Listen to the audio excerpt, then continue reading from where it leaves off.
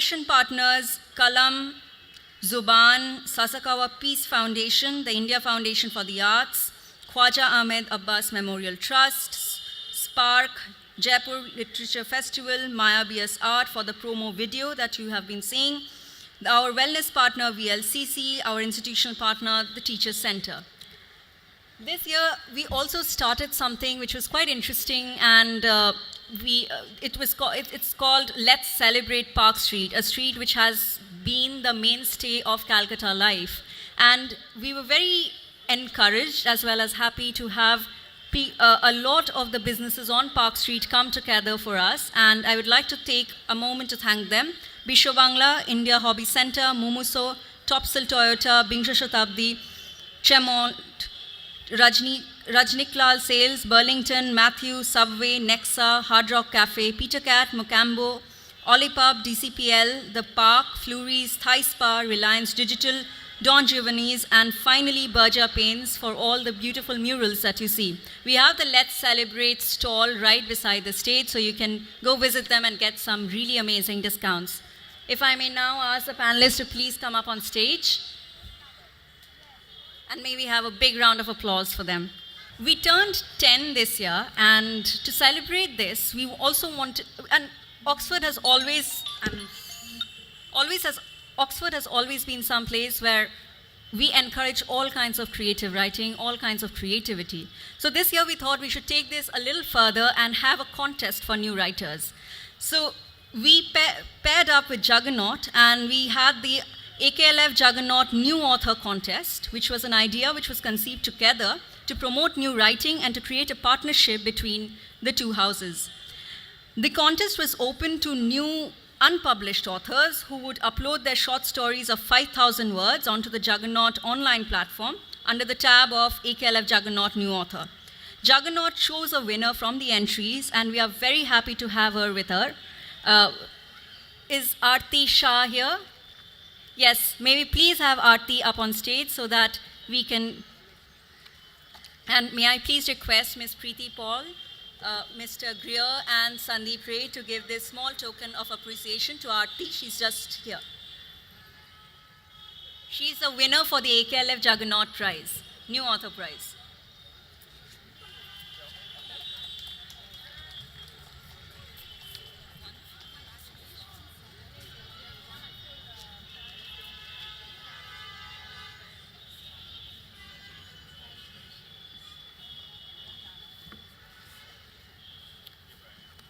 Congratulations, Aarti, and now I'll hand over the proceedings to Sandip Roy. Thank you. Thank you. Thank you, everybody. Thank you for your patience, and hope we're looking forward to having a very enjoyable conversation. I thought, we have to start, of course, with the prize, and I have to obviously start from this little bit where a character in the book, Les, has just found out, Robert has found out that he has won the big prize. So I'll just read that couple of lines. So Robert has won, and well, holy fuck came the, are we allowed to say fuck on stage? It's too late. It's in the book. It came the cry from the bedroom, and Les rushed in thinking Robert had injured himself. Robert turned to Les. It was the Pulitzer Committee, he said evenly. It turns out I've been pronouncing it wrong all these years. You won? It's not Pulitzer, it's Pulitzer. Robert's eyes took another survey of the room. Holy fuck, Arthur, I won.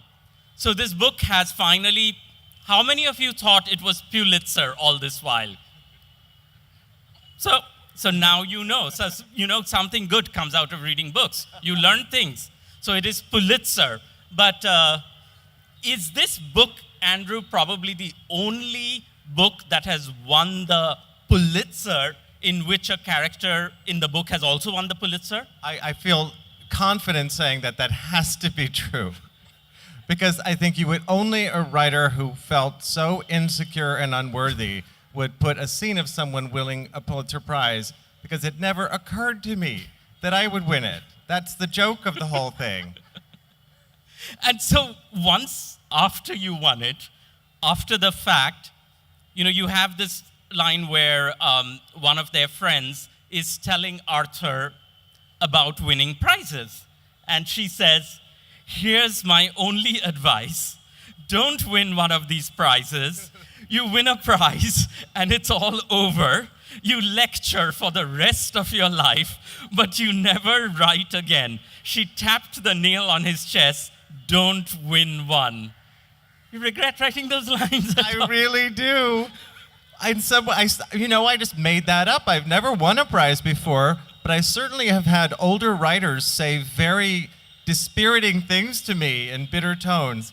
So that's one of them. But on an honest level, Roberts tells him prizes shouldn't matter, prizes aren't love. Yeah. Has it changed your perception of yourself? Well, this prize matters. Yes. Yeah. That's. And how so? Well, here I am. Oh my gosh.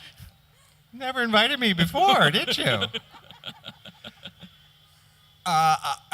Prizes don't matter, and Lies. that's a lie. Only when you win it. Only when you win it. I do think that it would be bad if it's still a shock to me that I'm a Pulitzer Prize winner. My mother wakes up every day. It's a hard world we live in, and the United States is going through dark times, and she's very mad about it. But she wakes up, she's very upset, she reads the newspaper, and then she remembers I won the Pulitzer Prize. And she's very happy for a little while. It certainly has changed my life, mostly in that I get to be a writer now. And as I told someone before, the one thing I know is that I'm not a bad writer. That's a big thing to know, and that could cause trouble for me, because I think when you're writing a book, you have to kind of think you're a bad writer so that you throw pages away that aren't any good. So if I think I'm some amazing prize-winning Pulitzer, then I'm going to write something It's awful. like whatever I write, It's a genius. Pulitzer, because it's a Pulitzer winner. No, I mean, at least for me, doubt, I'm sure for you, doubt is a big part of writing, maybe the main part that keeps me from putting down the thing that seemed wonderful yesterday, Are you more attractive suddenly? Are men throwing themselves at your feet? Now that you That mention hasn't it, come- that has not happened. No. What's the point? I don't know. I think I live in San Francisco and no one knows. Yeah. So your character Arthur Less, you say in your book, there is no Arthur Less without the suit. And Arthur Less is actually a very shy and self-depreciating person, I think a bit like you. But he has this blue suit that he puts on. And in the Indian context, the blue is actually the Vishnu blue or the Pepsi blue. So you can imagine it's electric, it's peacock blue. Can you tell us why this shy character has this very bright suit? And also, can you tell us a little bit about your wardrobe and what you wore to the Pulitzer ceremony? I'm so glad you asked. Well, I wanted to give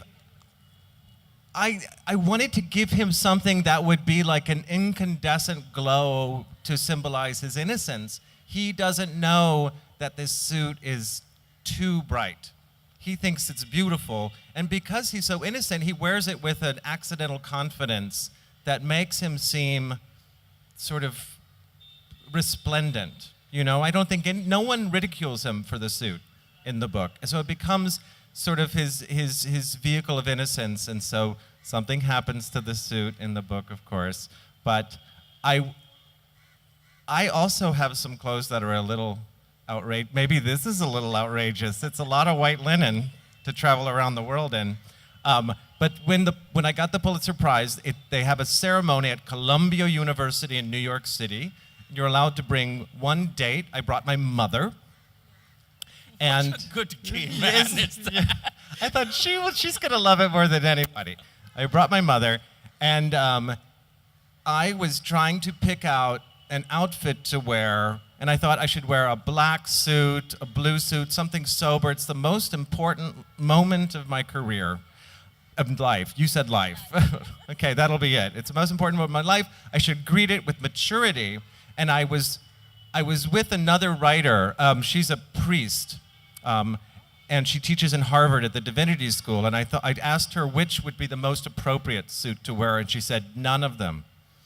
She said, in times like these, Andrew, when we are all being set upon by bigots and persecuted and told we don't matter and don't have rights and aren't human, one of the things we can do is a defiant expression of joy. Wear a red suit. And so I did. You can find it on Wikipedia. It's really bright. And you look at the picture of like all 25. I wish I'd brought it, honestly. It's my favorite. I didn't pack it. We have to make you a suit here. Okay, let's have a suit made. It's like that red, kind of. Yeah, there's that man there. I don't know what I was saying. Okay, so I want to talk a little bit about Calcutta and San Francisco. So in Calcutta, we have a very vibrant book and literary scene, and this is not current, this is really historical. And we have our own way of, we have our own sort of story going on over here. But in San Francisco, where you live, there's also a very vibrant pub, bar scene with writers stumbling out of places and book launches. And so I think it'll be quite interesting for the audience if you can describe another literary part of the world where you come from and see what we can learn from that. Oh, what a lovely idea. We don't have an ancient book culture in San Francisco because the town is only 200 years old. Right. But certainly starting with the beat authors, Yes. with Kerouac, and then there became a cafe culture of everyone meeting, having drinks, talking about their books. And that was also happening when I arrived. There were writers like Michael Chabon and Dave Eggers and Daniel Handler, who was just in Chennai. We were all young, and it was a cheap town to live in, and so we would all talk about our books. And now there's a new generation who I'm trying to meet of young writers who meet in bars, and they have readings where it's not just one person reading at the audience, but we have things where it'll be like an acrobat, and then a poet, and then someone eating fire, and then a novelist. So it's sort of like a variety show to make it entertaining. It's like a cabaret. It's like yeah. I have sung on stage. Yeah. So Calcutta, we have to rise to that. The Yeah. Cabaret with books soon. I see it as part of the tradition. Next AKLF. Come on, Sandip. Calcutta with cabaret. Calcutta cabaret. I think Or- the name is there, Yes. right? I there. think there already. author karaoke. Oh Author no karaoke. no! That goes into dangerous territory.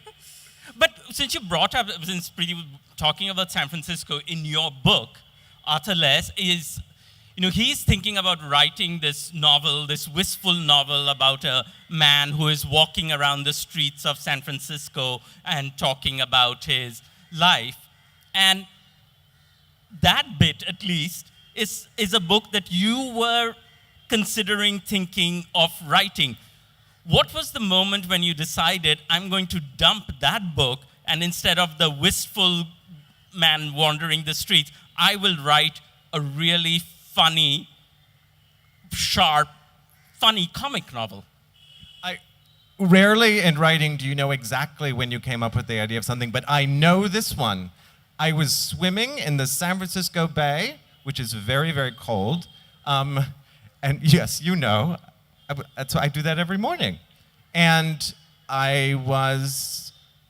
the sun was coming up, and I had been worrying about my novel, swimming out there, and I thought, I just can't feel sorry for this character. I can't make this novel go on because who cares about this guy? And it suddenly occurred to me, the only way to get to him is to make fun of him. I just have to, if I ridicule him, then strangely the reader will have sympathy for him in a sort of reversal. And I threw away everything I'd written, a year and a half of work, and I started from the beginning all over. And it was, I'm sorry to say, it was very easy to write after that. I was going to ask you that. I mean, it's very funny for those of us reading it now, but was it fun to write? It really was fun to write. I mean, I should say it was a I struggle. hate you. I'm sorry. Well, I think we all know I have written other books that were torture every day for years and years, and you think my talent alone will get me through this book. And you know, you eventually get through and you try to tell people that it was easy to do, but once in a while you get one that's sort of a gift. And this was a gift, I guess. So Arthur Les, to escape his young lover's wedding in San Francisco, decides to embark on a very long journey, visiting 6 countries, which I think are all really fascinating places that you've chosen. Can you tell us about your choice and why you ended up coming to India as well, I think? Yes, the trick here is that she's been to these places and knows them better than I do. I just love all those places She's you've going to chosen. quiz you any minute now. I'm so scared that I got things wrong. People have already corrected me about India a little bit. I had been to a number of the places in the book, and when I decided I needed to take him around the world, I thought, well, I have to. You know, I got him to Morocco, and I thought, now what? To get back to San Francisco, you just draw a line and you think, well, we've got, you know, Arab countries. I tried to get into like Israel, Palestine. I couldn't do it. India, I managed to find a way to get to India using airline miles. Great. Japan. Save up, everyone. Yeah, that was it. That was all I could do it. I went to Vietnam and I wrote a chapter that I cut out. And then Japan was the hardest one to get to because I couldn't afford to fly or stay there. But I pitched an idea to an airline in-flight magazine. Yay for the in-flight. And they bought it, yeah. So I spent 5 days in Japan, which is not very much to write a whole chapter, but... But there's something that you say that you in San Francisco itself, you decided that somewhere in the Sahara, that Arthur Les would turn 50. So why Marrakesh? Why the Sahara? I mean, I've lived in Marrakesh for 15 years and I can understand the magical qualities, but as a writer living in San Francisco, why did you have that imagery and what conjured those sort of scenes out that you wanted to be 50? Oh, that's such a good question. Yeah. Because, well, I certainly know when an American thinks of the Sahara, what our fantasies are.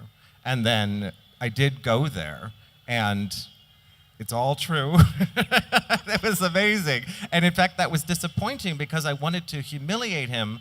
I couldn't, if he has his birthday in the Sahara, it's too beautiful. I have to do something else. So actually, I took him out of the Sahara. I took him to a ski retreat instead. And then he writes fantastically about 2 pages about a camel in the Sahara. Maybe you would like to read a little bit about... Oh, I'd be happy to do that.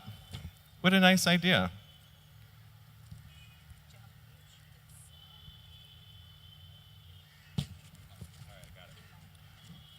I hope this doesn't have bad words in it. Okay. It's okay, I've already used Oh, bad it's already words. over. Sorry, you can It's leave about now. a camel anyway.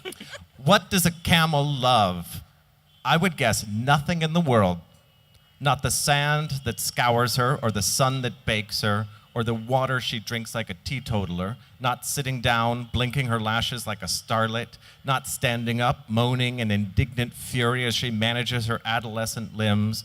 Not her fellow camels, to whom she shows the disdain of an heiress forced to fly in coach. Not the humans who have enslaved her. Not the oceanic monotony of the dunes. Not the flavorless grass she chews, then chews again in a sullen struggle of digestion. Not the hellish day, not the heavenly night, not sunset, not sunrise, not the sun or the moon or the stars, and surely not the heavy American, a few pounds overweight, but not bad for his age, taller than most, and top-heavy, tipping from side to side as she carries this human, this Arthur Les, pointlessly across the Sahara. Excellent. Fabulous. Andrew, when you set your Arthur Les around the world, and you think that, okay, this is about someone who is middle-aged, having a sort of midlife crisis, a romantic breakup has happened, now he's embarking on these fabulous places around the world. Did you ever fear that it would be taken as someone would just summarize it as a gay version of Eat, Pray, Love? Yes, and they do. And they do. And I try to point out, there's no eating, there's no praying, there's a little love. But yeah, eat And gay lots love. of sex. Yeah. Lots of sex. Lots of sex. That'll sell it. Yeah. And lots of sex.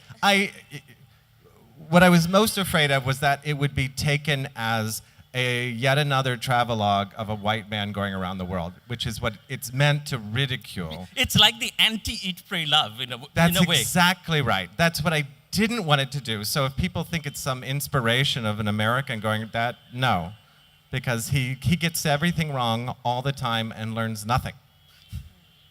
But since you brought up the sex, let me ask you this. Oh, no. You know, your character, you torture Arthur with all the foibles that we are all too aware of: self-doubt, body issues, thinning hair, fears about aging, self-worth. Will he write another book again? Yeah. White man complex. White man complex, all of that.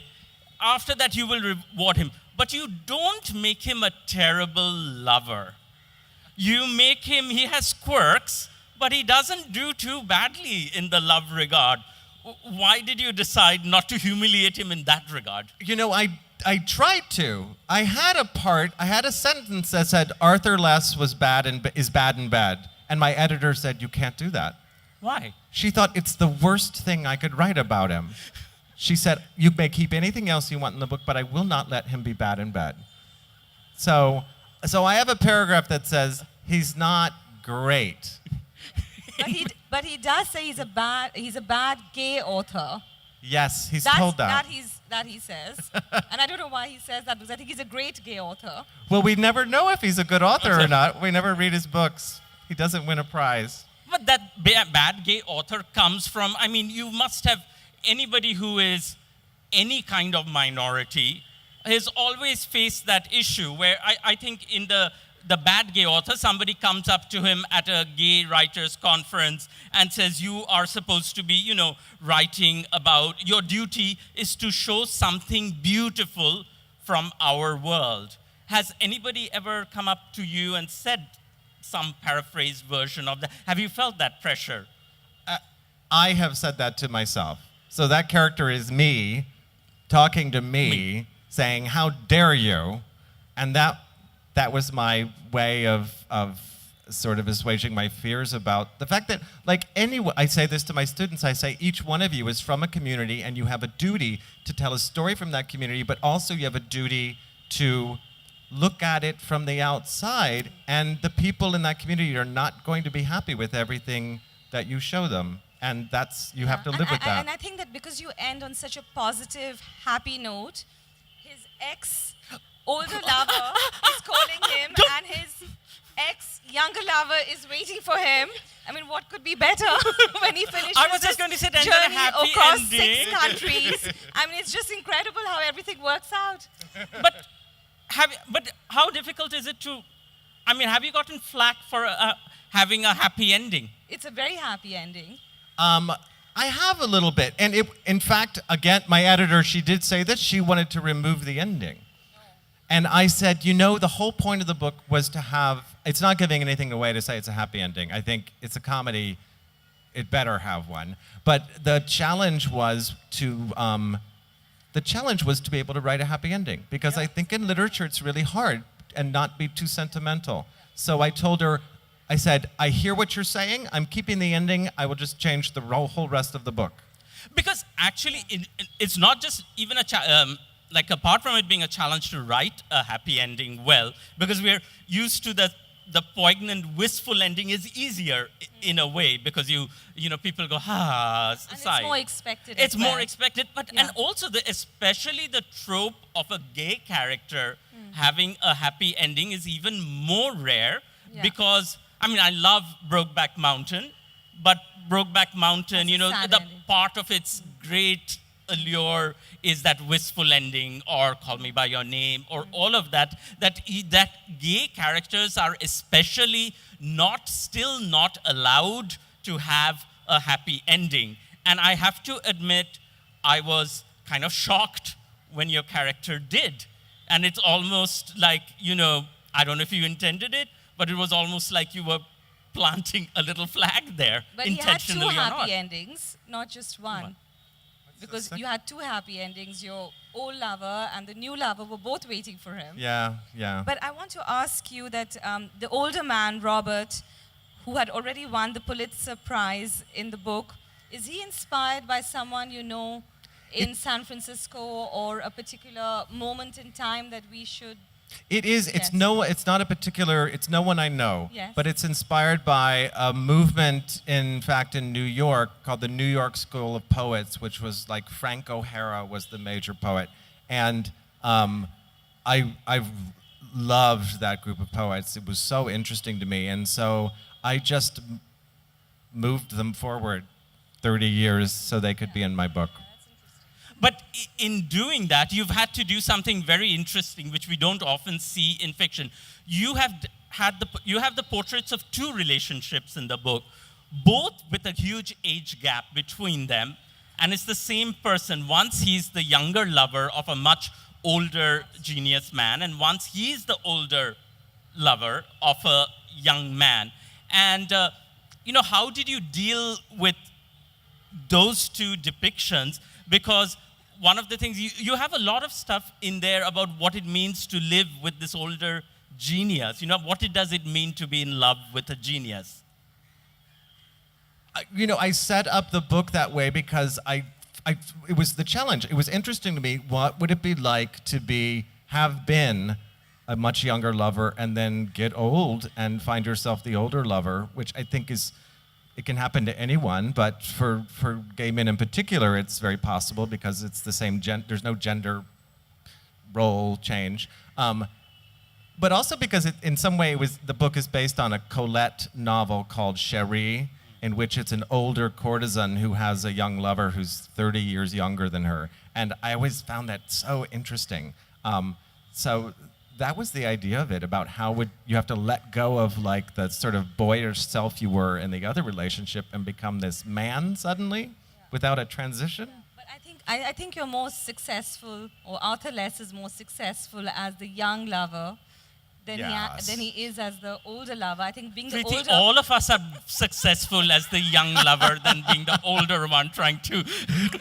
That is a good point. It's more fun. You get your dinners paid for, yeah. And then since we're in Calcutta and in India, and I was just wondering now that is this your first time in Calcutta? Oh, yes. Yeah.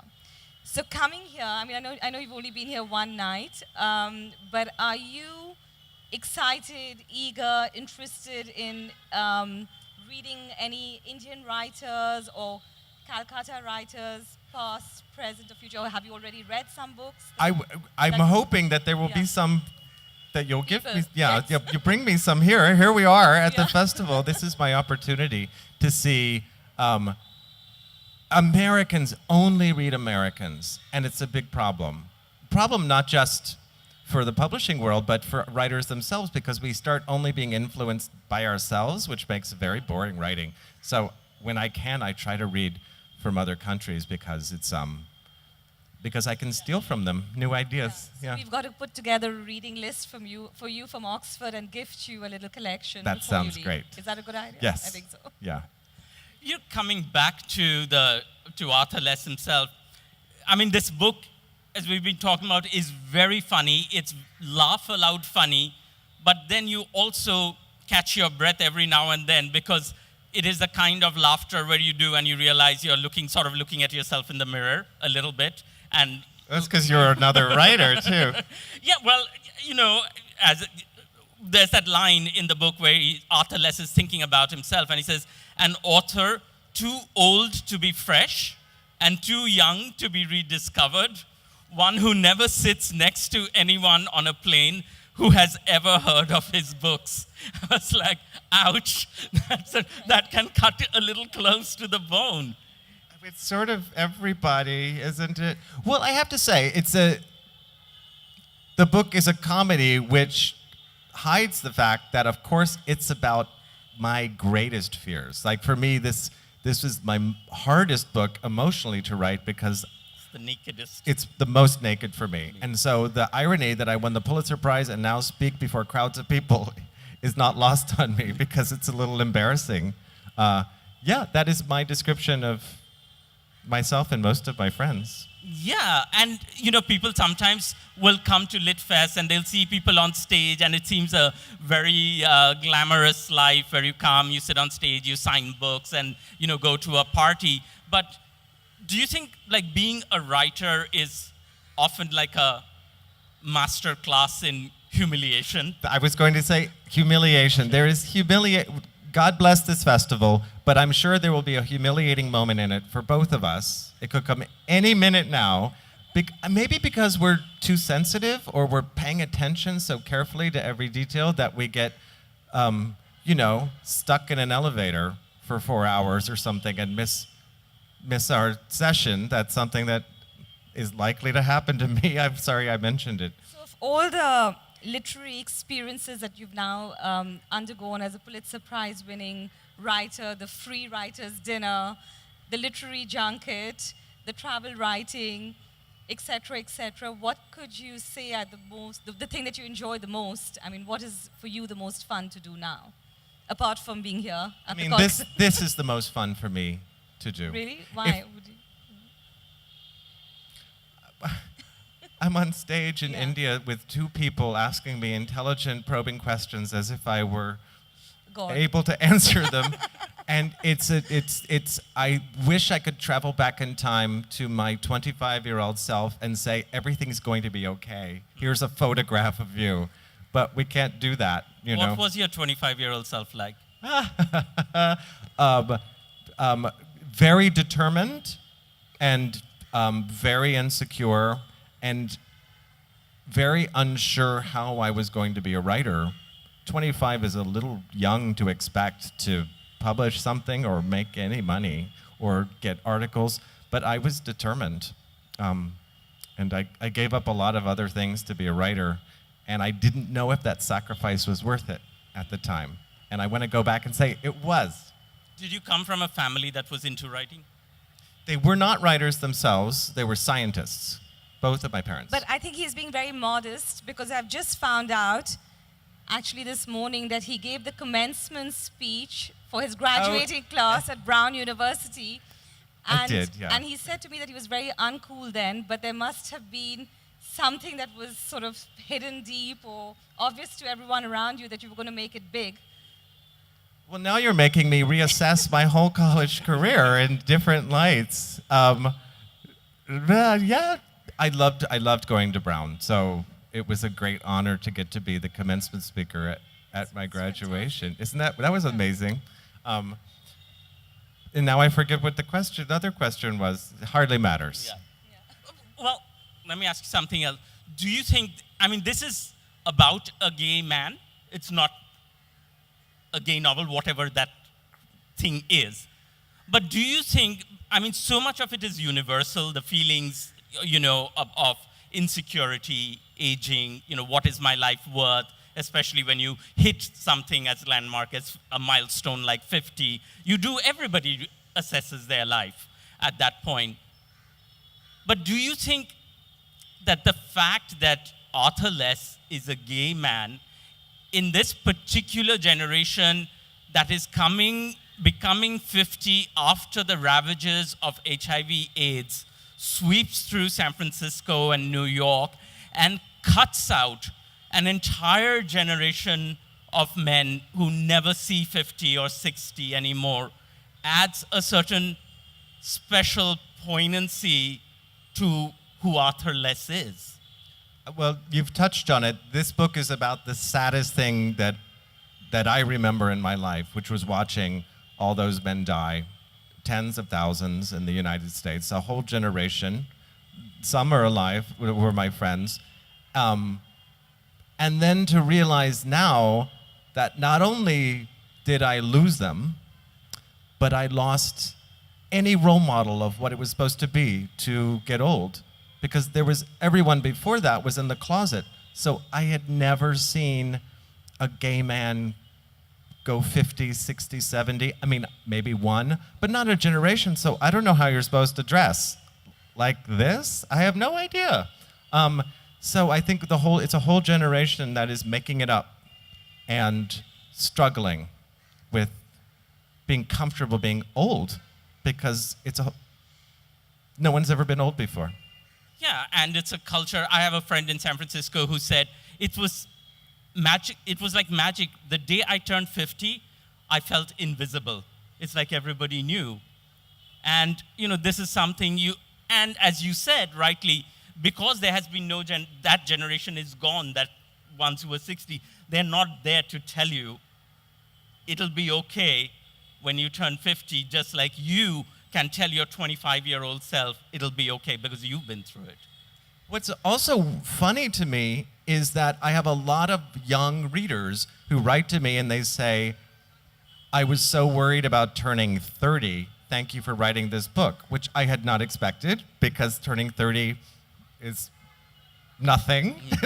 But of course, that's what I'm telling them in the book. I forgot I was going to say something else. Maybe you'd like to tell us a little bit about the program that you run in Italy and your other life. Oh, yes. You have two other lives. You have the Italian life, and you also have an identical twin. I do have an identical twin. So maybe you could. Do you send him on tours sometimes when you don't want to go somewhere? I wish he would never do it. I tried to get him to do it once, but he's a very nervous person. And one time we tried to fool our teachers when we were 10 years old, and we both became so nervous that we got up and changed places. We couldn't go through with the hoax. And Italy, a little bit about Italy, I should admit publicly that I have quit the job, which was a wonderful job, but I had to choose between that job and being a writer and like traveling here. But it was running a writer's residency in Tuscany. In a palazzo? Well, I think a casa, we would have called it. It was a gentle country house, but it was absolutely beautiful, and it was an amazing place to write, and I got to invite the writers. So it was magical. And you got to manage it as well as a bed and breakfast. Yeah, that was the thing. I had to call the electrician and talk to him in Italian, persuade him to come over, which happened a lot. Yeah. Call him in Italian. Does it sound really sexy and romantic in Italian when you're calling the electrician? No, and I think we have the Italian ambassador here, so he will enjoy He can that. judge it. He can judge it. So I know plumbing. Yeah. Can you talk a bit also about relationships, which are at the core of this book as well? Because there is a wonderful bit which is not about Arthur Less, but about friends of his who are ending a 20-year, they're like the perfect gay couple, and they're ending a 20-year-old relationship. And when he's like, Arthur is just like, hi, you're the perfect gay couple. You're not allowed to break up because you are the role models, as it were. And he says, actually, I don't think of it as a failure that we are breaking up. It's a success. That 20 years of joy and friendship, that's a success. 20 years of making anything with another person is a success. If a band stays together for 20 years, hell, for 10 years, it's a miracle. How did you want to evaluate this idea of what relationships mean in the context of these characters that are coming through? Especially because, well, I have a corollary to it, but I'll let you answer this first and then ask you that bit. Well, every chapter I wanted someone to talk about love and to confuse him about what path he should take or what he should expect. And in Morocco, two people do that. They give sort of speeches that go in wildly different directions. And I wanted to throw him off about this idea of the... Part of it is that I think now that in America, gay people can get married, there's this expectation they're going to get married, have children, stay together forever. And if they don't, then you're a bad gay. And I think, 20 years it's fine. You can get a new life after, that's fine too. Like, I don't think people should be too hard on themselves. You actually went right into my corollary, which is post-gay marriage. How has it changed? Because it's not before you could have a relationship, and then it ends, and then maybe you have another relationship or you don't. Now, and I've seen this happen many times, a 10-year relationship ends, and then, like Arthur's boyfriend here, on the rebound, you don't just embark on another relationship, you're married. Yeah. And that's a whole shift from before. It's like in a relationship and now marriage. Is that quite common? That you just... Maybe. I don't, I'm not going to be a great expert on it, but I think Sandip is a better expert on it. An expert on this. I think there was a rash of of weddings that took place out of exuberance, which is how weddings should take place, maybe. But then once passions cooled down, people thought, oh, crap, I'm married. That was not the plan. I was like, rebellious lesbians who took to the streets are suddenly married and think, wait, I was supposed to be setting things on fire. Now I'm a wife. And yeah, exactly. I mean, we haven't seen a story about a rash of divorces, but maybe, the same-sex divorces, but maybe that's happening, but just people don't report about it. I am starting to see the divorces on Facebook. They show up as out of single suddenly, yeah. Maybe we could ask you to read a little bit from the book, one of your favorite passages, or just to take the audience into the text. I'll read you my favorite passage. It's near the end, but it won't give anything away. Oh, but there's a curse word in it again. It's okay. You can blame it on me. It's all right. You'll just leave. I have to stay here, so I'll bear the brunt of it. Yeah, you have to live with this.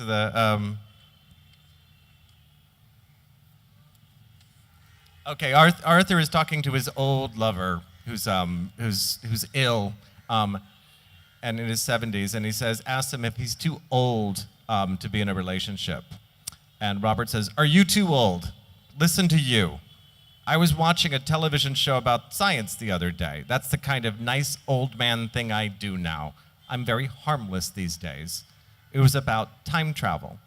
And they had a scientist on saying that if it were possible, you'd have to build one time machine now and build another one years later. And then you could go back and forth, a sort of time tunnel. But here's the thing, Arthur. You could never go any further back than the invention of that first machine, which I think is really a blow to the imagination. I took it pretty hard. But it's like that already. When you meet people, you meet them, say, when they're 30, and you can never really imagine them any younger than that. You've seen pictures of me, Arthur. You've seen me at 20. Well, you're a handsome guy. Yeah, but really, you can't imagine me any younger than my 40s, can you? Sure I can. You can picture it, but you can't quite imagine it. You can't go back any further. It's against the laws of physics. Arthur, I look at you, and I still see that boy on the beach with the red toenails. Not at first, but my eyes adjust. I see that 21-year-old boy in Mexico. I see that young man in a hotel room in Rome. I see the young writer holding his first book. I look at you, and you're young. You'll always be that way for me, but not for anyone else. Arthur, people who meet you now will never be able to imagine you young. They can never go any further back than 50. It isn't all bad. It means now people will think you were always a grown-up. They'll take you seriously. They don't know that you once spent an entire dinner party babbling about Nepal when you meant Tibet. I can't believe you brought that up again. That you once referred to Toronto as the capital of Canada. To the Prime Minister of Canada. I love you, Arthur. My point is, welcome to fucking life. 50 is nothing. I look back at 50 and I think, what the fuck was I so worried about? Look at me now. I'm in the afterlife. Go enjoy yourself. Bravo. Wonderful. Bravo. One of your characters, before Arthur is about to turn 50, she advises him, what I've decided about turning 50? Fuck love. Oh, there we go again. Fuck love. The book is not filled with bad words. Just these ones are popping up. Fuck love and get fat. Get fat. Get fat. Fuck love. Romance isn't safe at our age. Get fat. I know you're not 50 yet. What's your plan? I think that's the plan, but I'm not getting fat yet. I'm holding on 2 more years. Oh, you're only 40. I'm 48. I'm 48. See, I wasn't revealing it, but then there we go. But honestly, that beautiful section you read about love and what it means to be desired also as the young person.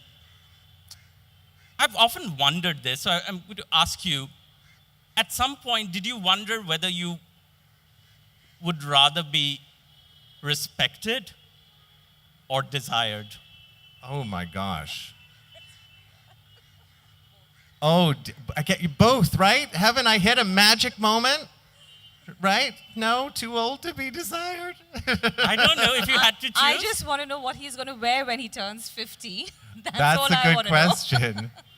I think, well, with the idea, it would be nice to move directly from desired to respected without the messy middle part. of when you transition. I think that's the hard thing, you know. It'd be just go in the cold plunge of respected, but that's hard to get to. But will you ever lose that nostalgia for desire? No, and I think this is something, it's obviously not just, you know, gay people. Yeah. Men and women of all kinds go through that, and they look back in old photographs and think, they show it to their children, and they say, look, Daddy was really handsome. And the children are rolling and the their kids are eyes. like, what are you talking about? That's so embarrassing. Yeah.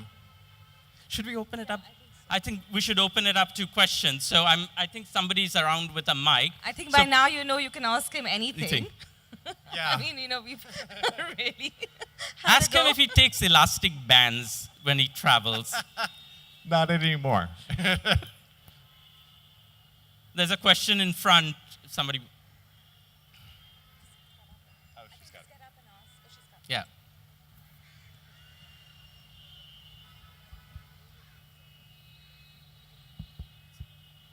I think you have to turn it on.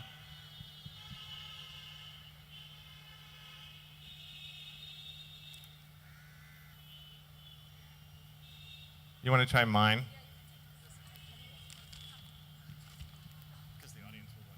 Yeah. I was wondering who Hello. your favorite gay writers were when you were growing up and coming into your own. Your favorite gay Gay writers when you were growing like, up. Americans, I can think of Armistead Maupin, and I can think of Edmund White. My favorite is Alan Hollinghurst.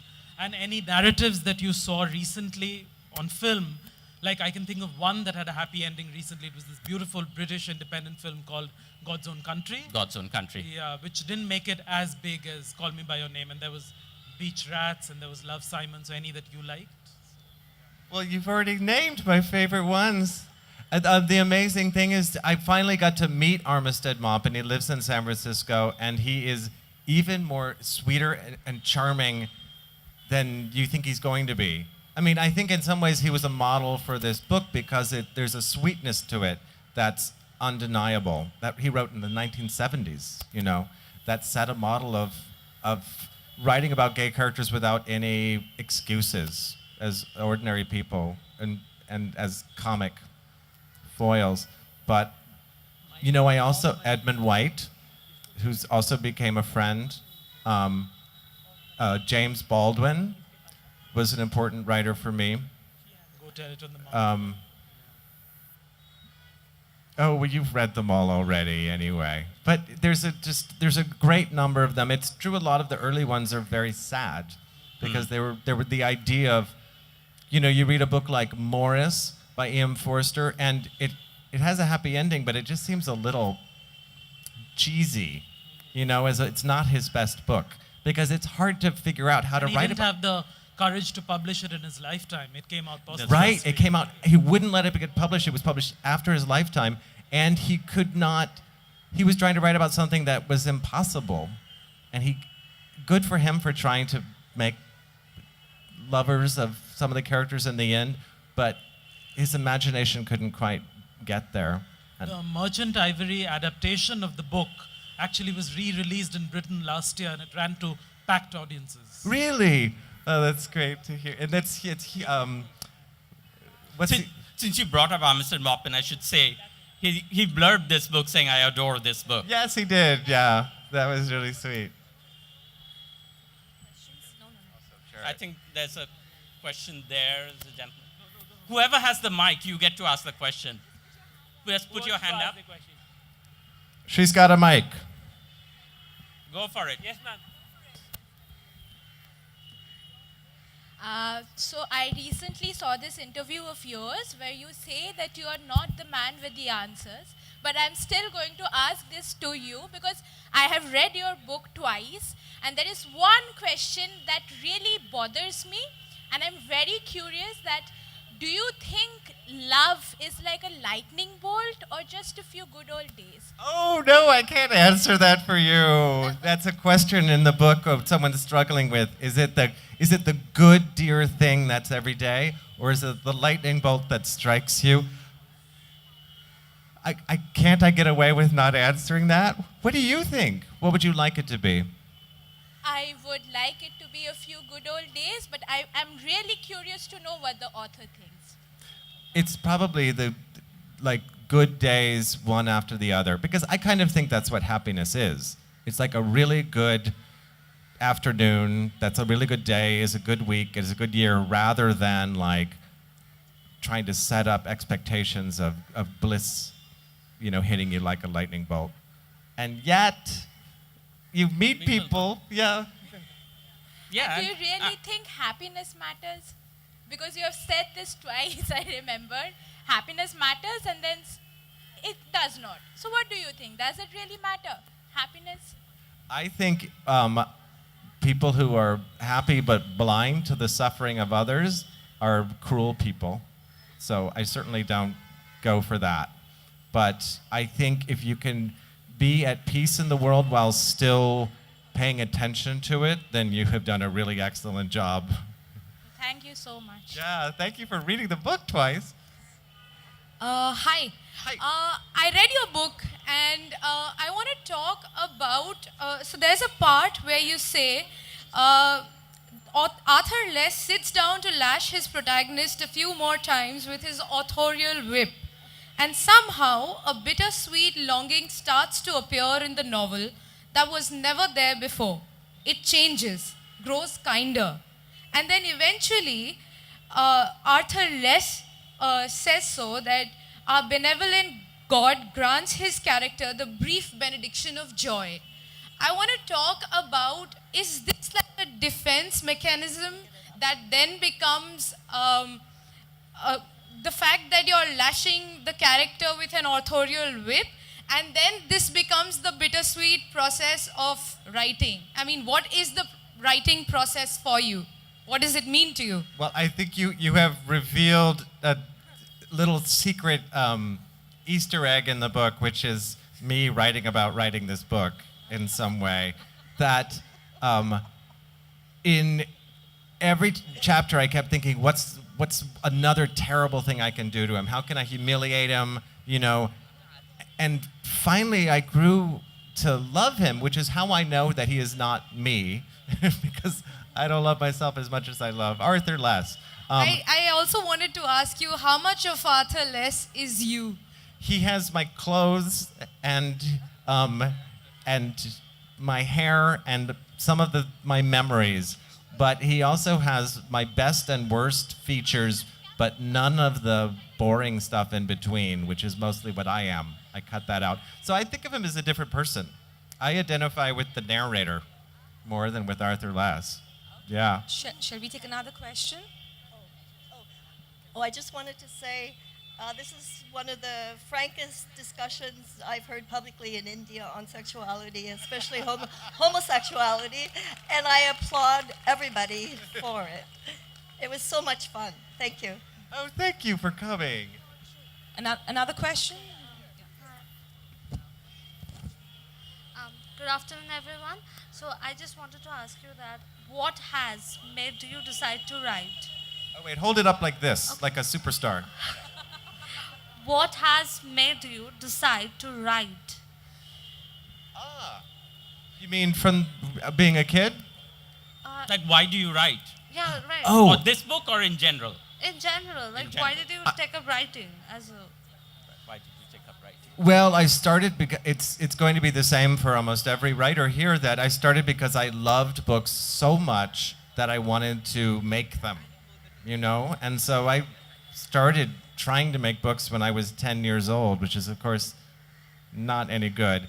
And it's still why I write them. Like, I think I wrote this book because I looked at my bookshelf and there was an empty space where there was a book missing. It was a book that was about love between two men that did not end in misery and despair.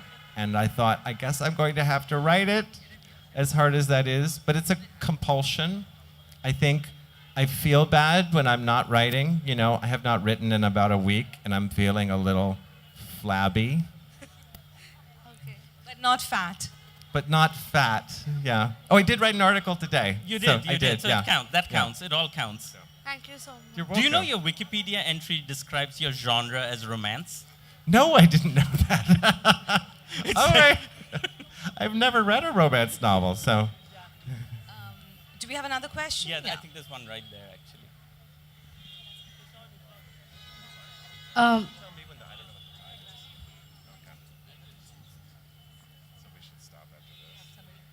Oh, yeah, sorry. yeah, it's okay. So, you know, less is always seen in a less than flattering scenario. So, despite his humiliations and defeats, he grows on the reader. How did you manage that? That is number one. And do we see a sequel to the book as he grows older? Oh, this is Thank tricky. you. Is there more of less? Oh, no. Oh, no. Oh, dear. Now I have to write one. Wait, so the first question was, I humiliate him throughout the book, and yet Yet he grows on you, you know? He doesn't become an object of ridicule in a certain way. I think because it's hard for me to answer. He's not cruel. He's arrogant, and it's good to see his arrogance disappear, and he's vain, and it's good to see that taken away. All the unnecessary things you kind of want to take away from him, and once they're taken away, you've been with him for 200 pages. How could you not feel for him a little bit? I hope. And also the book is a love letter to him. So all the ridicule is from love. Sequel. The sequel, I just cannot speak to that. But it's such a good question. We'll take a couple more questions. If there are people in the back we can't see, please wave your Yeah. hand fiercely. Absolutely. Oh, there's someone way in the back. Oh, all the no. way. Or no, now he Oh, doesn't want to. someone with a He's mic the in the sound back. and video. So you're not going to be ignored and spurned by the people up because you're up front in the back. So please wave. There's someone There's there, another question. right there. Yeah. Oh, she's getting 2 microphones. No. I think she's Overcompensation for also the read your book. I can see the question. Are there any? I mean, it's so bright on the stage. Oh, here's I can't one. See. There's a, yeah. Andrew, I wanted to ask you, you won the Pulitzer Prize. In your book, less is looked down, as in he doesn't look himself at par with the author. Robert, yeah. Yeah. So in real life too, do authors look at it in terms of the hierarchy, as in authors who won prizes, authors who haven't won prizes?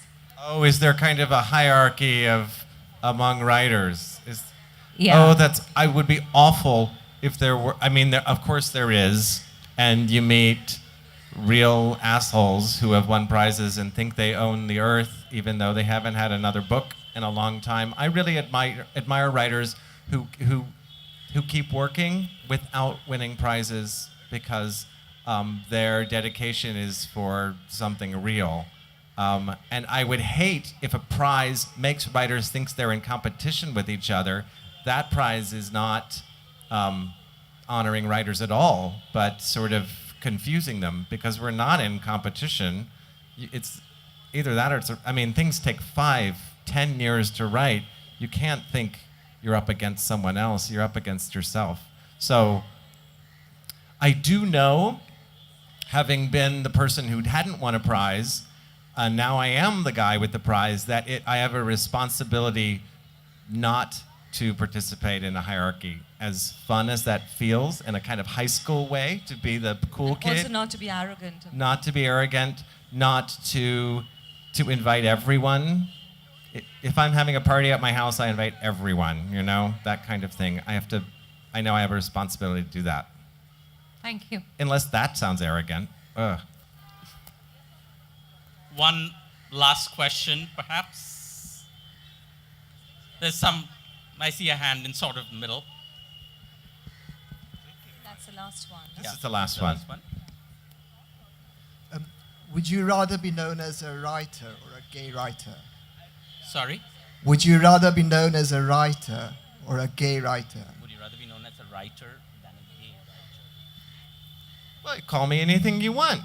I do think I'm a writer. I think gay fiction is up to librarians and booksellers about where to put books, but we don't think of ourselves in those terms at all. I know my fellow writers don't think of me that way. But there might be readers out there who are looking for gay fiction and need to be pointed to it by a section of the bookstores, so I think that's what that's for. Yeah, but I'm a writer. And thank you all for having me and for letting us curse on stage. It's my honor to be here. Thank you. Thank you both. Fantastic Thank you audience. guys for being a great audience, Really and great, yeah. another round of applause for And for Andrew. Priti and Sandip. And also for reading the books. I mean, Twice. there's so many people Twice. in the audience who read the I books, love it. They which read I it think twice. is fantastic. There are more copies available at the Oxford stall. And so you'll grab be yours signing. and get it signed. And you can get it signed. Yeah. Thank you come, so much. You can come to the lounge.